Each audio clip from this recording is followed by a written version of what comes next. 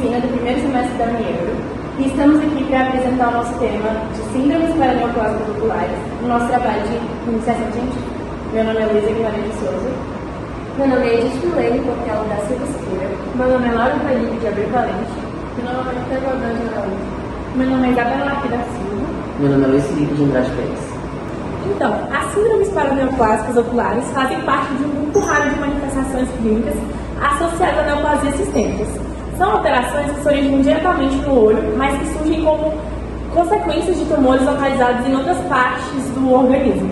Apesar de incomuns, elas têm grande relevância porque podem comprometer de forma importante a função visual. Essas síndromes ocorrem principalmente por mecanismos autoimunes. O sistema imunológico produz anticorpos contra antígenos tumorais, mas esses anticorpos acabam reagindo de forma cruzada, com estruturas oculares, como retina e útero. E isso vai gerar um processo inflamatório degenerativo que pode levar à perda visual e progressiva.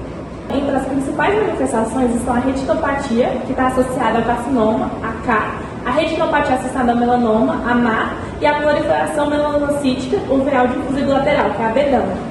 E um ponto importante é que essas condições podem surgir antes mesmo do diagnóstico da neoplasia, funcionando muitas vezes como um sinal de alerta clínico.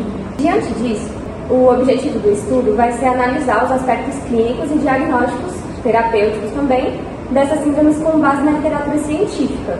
Além disso, a gente também vai buscar compreender como o conhecimento atual ainda é limitado em alguns pontos e como a pesquisa científica pode contribuir para melhorar o reconhecimento precoce e a condução desses casos.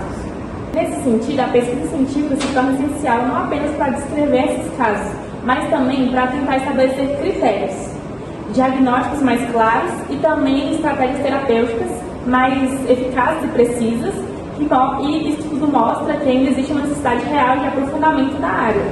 O nosso trabalho se configura como uma revisão do escopo, que seguiu uma estratégia baseada no acrônimo TQO. Para guiar nossa busca, a gente definiu como tema as síndromes paraneoplásicas oculares, focando especificamente nas três principais, que são a retinopatia associada ao carcinoma, a retinopatia associada ao melanoma e a melanocitose uveal difusa bilateral. A nossa questão, ela abrange o risco dos indivíduos de ambos os sexos com histórico de câncer e também com tratamento prévio de quimioterapia. O nosso objetivo, ele foi focado numa população específica de 60 anos ou mais, pertencentes a um grupo específico de risco também. Para garantir a abrangência da nossa busca, a gente empregou descritores DEX e MESH específicos, que foram esses aqui, e a combinação desses termos foi realizada com os operadores booleanos, Então, a gente utilizou uma estratégia que visou ampliar a sensibilidade da nossa busca e recuperar o maior número possível de estudos relevantes. Além disso, na seleção e avaliação dos estudos, a gente implementou um processo com 2 revisores independentes. O primeiro autor, ele realizou a leitura inicial dos títulos, resumos, textos e complementos, e o segundo autor conferiu os artigos incluídos, garantindo toda a consistência do nosso estudo. A avaliação metodológica, ela foi conduzida utilizando uma ferramenta chamada Critical Appraisal Checklist, do Joanna Briggs Institute, e os nossos critérios de inclusão, eles abrangeram publicações entre 2010 e 2026, artigos em inglês também, revisões sistemáticas e estudos de alta evidência, focando principalmente em diagnóstico, fisiopatologia, prognósticos e terapêutica. A gente excluiu também todos os estudos duplicados, revisões de baixa relevância e trabalhos sem dados pertinentes ao nosso objetivo. A gente assim assegurou a qualidade e relevância dos nossos estudos e da nossa revisão. A retinopatia associada ao câncer é uma doença em que células do sistema imunológico atacam o próprio corpo. Isso acontece porque células tumorais vão produzir um antígeno chamado de recuperina. Esse recuperina vão ter um sistema de mimetismo com os fotorreceptores, que são os cones dos bastoneiros da retina. Com isso, o corpo vai produzir anticorpos chamados antirrecuperinas. Essas antirrecuperinas vão atacar as recuperinas e os fotorreceptores também, fazendo com que tenha uma degradação da visão. Isso ocorre também justamente pelos cânceres chamados de carcinomas de pequenas células. E são principalmente câncer do pulmão, ginecológico, pancreáticos e prostáticos. O diagnóstico é feito a partir de tomografia de coerência óptica, autofluorescência, campimetria, eletroretinograma, angiografia de fluorescênica e pesquisa de autoanticorpos. E um dos sintomas clássicos, além da diminuição da visão progressiva, vai ter a fotofobia, a discromatopsia, dificuldade de adaptação ao escuro e estocomas. A retinopatia associada ao melanoma, conhecida pela sigla MA, é uma síndrome paraneoplásica ocular rara associada ao melanoma, principalmente em estágios avançados da doença. Ela ocorre quando o sistema imunológico produz anticorpos para combater as células tumorais, mas esses anticorpos também passam a atacar estruturas da retina devido à semelhança entre proteínas do tumor e proteínas retianas. Na MA, os principais alvos desse ataque autoimune são as células bipolares da retina, que desempenham um papel fundamental na transmissão dos sinais visuais para o cérebro. Como consequência, o paciente desenvolve alterações visuais progressivas que podem comprometer significativamente sua qualidade de vida. Os sintomas mais comuns incluem visão borrada, dificuldade para enxergar em ambientes escuros, condições chamadas nictalpia, presença de escotomas, que são áreas de perda do campo visual, e redução da acuidade visual. Esses sintomas podem surgir meses ou até anos após o diagnóstico do melanoma. O diagnóstico é realizado por meio de exames oftalmológicos especializados, como a tomografia de coerência óptica, a eletroretinografia, a campimetria visual e a pesquisa de autoanticorpos.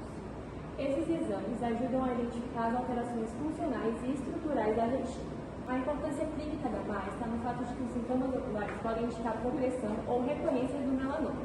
Em alguns casos, alterações visuais são o primeiro sinal de que a doença voltou a se desenvolver, tornando o reconhecimento precoce dessa síndrome essencial para o acompanhamento e tratamento do paciente. O diagnóstico é realizado por meio de exames oftalmológicos especializados, como a tomografia de coerência óptica, a eletroretinografia, a campimetria visual e a pesquisa de autoanticorpos. Esses exames ajudam a identificar as alterações funcionais e estruturais da retina. A importância clínica da MA está no fato de que os sintomas oculares podem indicar progressão ou recorrência do melanoma.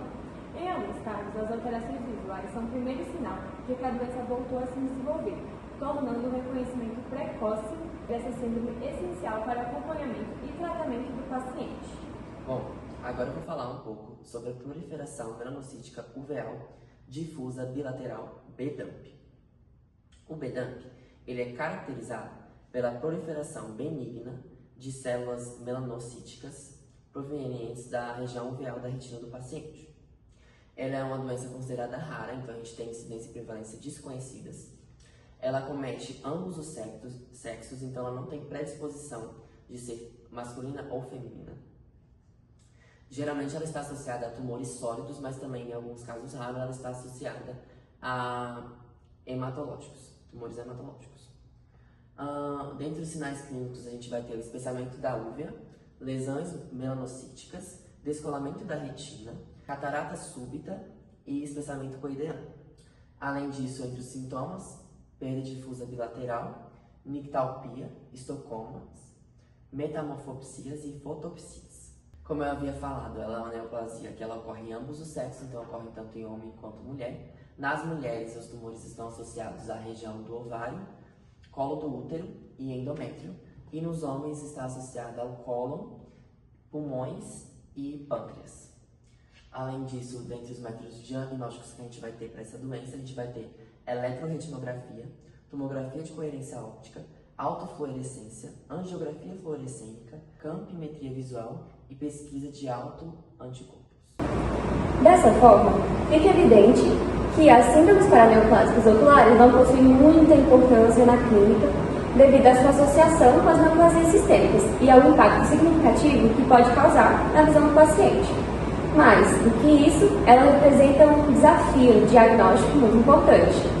O reconhecimento precoce dessas manifestações é fundamental, pois pode permitir não apenas a preservação da função visual, mas também pode permitir o diagnóstico antecipado de uma neoplasia ainda não identificada, o que pode mudar a situação e o complemento do prognóstico do paciente. Por outro lado, é importante destacar que ainda vão existir limitações significativas no conhecimento dessas síndromes, principalmente em relação à padronização diagnóstica e à definição das condutas terapêuticas que vão ser mais eficazes. Por isso, o nosso estudo também reforça a importância da pesquisa científica contínua e também a produção de novos estudos essenciais para ampliar o entendimento dessas doenças raras e melhorar o reconhecimento clínico e desenvolver também abordagens mais eficientes e seguras e eficazes, né? E assim, esse tema evidencia não só a sua relevância clínica, mas também a necessidade da evolução e constante, né, do conhecimento médico.